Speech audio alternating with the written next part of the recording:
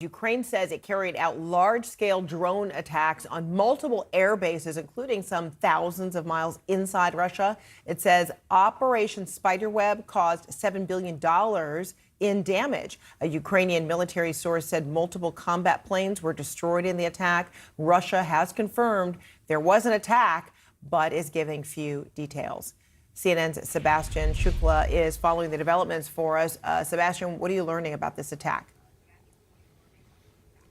Yeah, Fred, this is a really audacious attack which has been carried out by Ukraine's intelligence services known as the SBU. And it appears on Sunday they launched from multiple places inside Russia, the key here being inside Russia, attacks on Russian air bases housing strategic military aircraft, things that would go into the sky for surveillance and monitoring purposes and reconnaissance above the skies of Russia and over Ukraine to gather intelligence.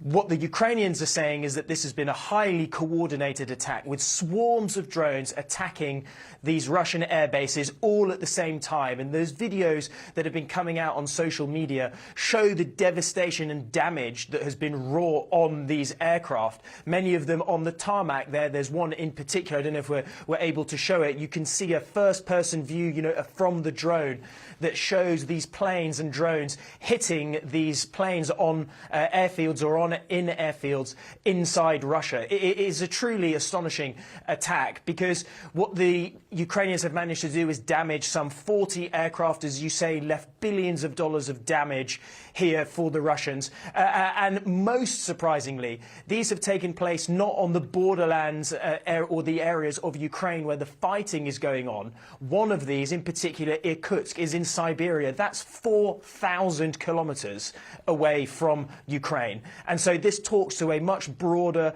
systematic, well-planned, coordinated attack by Ukrainian intelligence, which has really stepped up now and delivered a crucial blow here to the Russians, Fred. And then how does this attack compare to, previous attacks by Ukraine against Russia? Yeah, well, this is a big one. And the difference, though, is that this has happened from inside Russia. We have all seen the videos of drone attacks hitting Russian military and infrastructure targets for the past many months. And it has been a coordinated campaign from the Ukrainians. But those have been launched by and large, if not all of them, from inside Ukraine. I have been part of a Ukrainian military intelligence operation to launch drones into Russia, but those drones took off from inside Ukraine.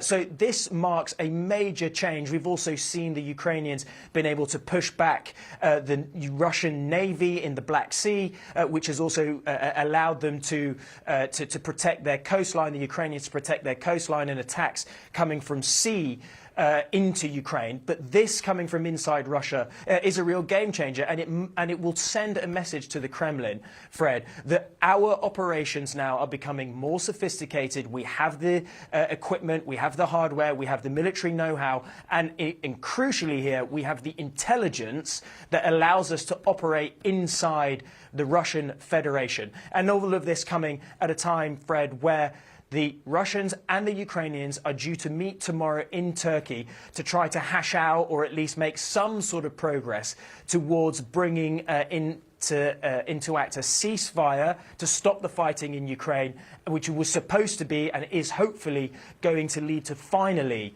the ending of this conflict, which has been going on now, Fred, since February 2022. All right, Sebastian Shukla, thank you so much.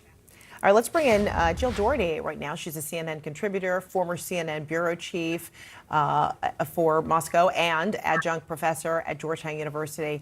Great to see you. So you just heard Sebastian. He used the word audacious to describe this attack. How would you describe, I guess, the risk or reflection of improved intel from Ukraine? Yeah, I mean, when you look at the map of Russia and you see where they hit, it's quite astounding. I mean, I think everything that he said is correct. especially from launching it inside of Russia. That meant that they had to get these drones in there. And some details are coming out in the media that will probably have to be confirmed. But it's actually, I could almost use the word creative in the way they did it, very innovative. I think that it is a very big blow to Russia.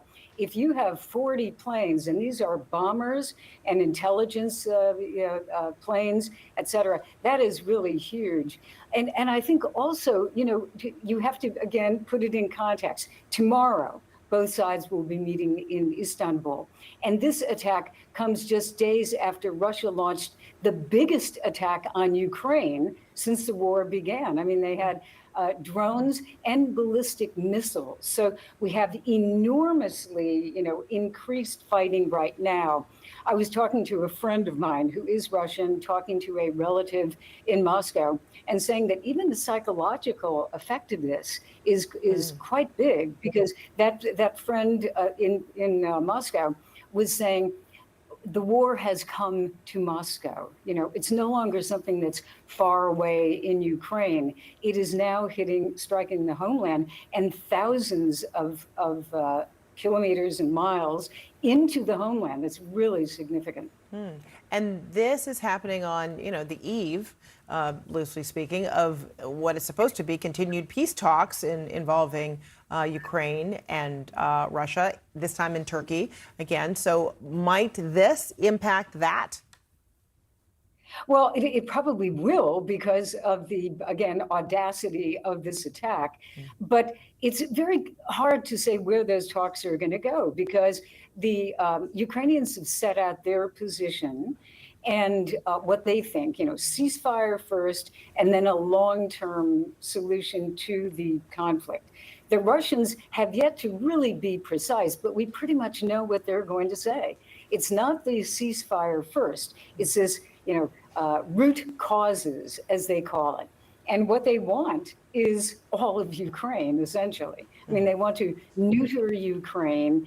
It won't be able to join NATO. It won't be able to have a substantial military. They want territory. The Russians want territory that they claim in kind of a legalistic way, but they don't even hold it. So this is, I don't know where they will go. Apparently, it's the same negotiating team from the Russians that they had at the last meeting, and that came up with essentially nothing. I think the question is, what does President Trump do with all of this? Because you have on Capitol Hill, not far from where I am, you have senators who are talking about, increased sanctions, and really very serious sanctions. And it's a bipartisan push for new sanctions.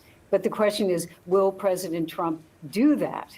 And that's the huge question. Right. And if he does do that and, really give, some credence to what the senators who visited Kyiv last week, are proposing with these sanctions, how will that further cripple, if at all, Russia?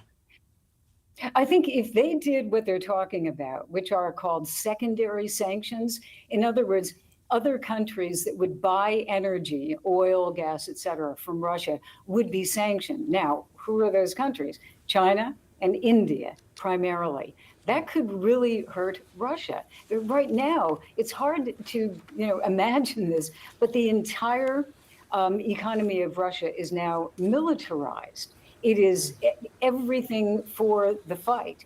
And you have approximately 40% of the economy now devoted to either producing weapons, tanks, et cetera, or to mobilizing people, paying for those people who are being mobilized. 40%. And so it's an economy that relies very heavily on the sale of energy.